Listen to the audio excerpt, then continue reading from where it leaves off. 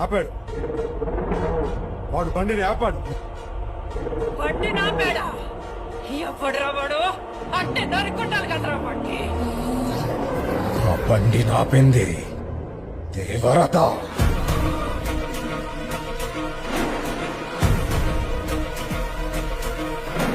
మీరు వెళ్ళకూడదండి, తుఫాన్ వస్తా ఉంది, సముద్రం అల్లకల్లోలంగా ఉంది అన్నా కూడా వినకుండా ఆయన ప్రత్యేక బోట్లో 9 కిలోమీటర్ల సముద్రంలో ప్రయాణించి వెళ్లి అక్కడ తనిఖీ చేశారు.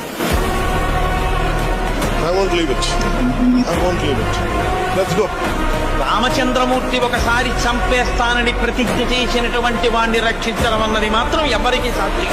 ప్రజలు పెడితే లొంగిపోతాం. మీ బాస్ కు తెలుసా ఎంత డేంజరస్ గేమ్ ఆడుతున్నాడు అతను? జీవితాలు పోతాయి సార్. 10,000 మంది జీవితాలు పోయాయి. Seize the ship. ఎన్ని ప్రజెంట్ అవుతుంది సెంట్రల్ గవర్నమెంట్ నుంచి వాడి ఊపిరి ఆగేదాకా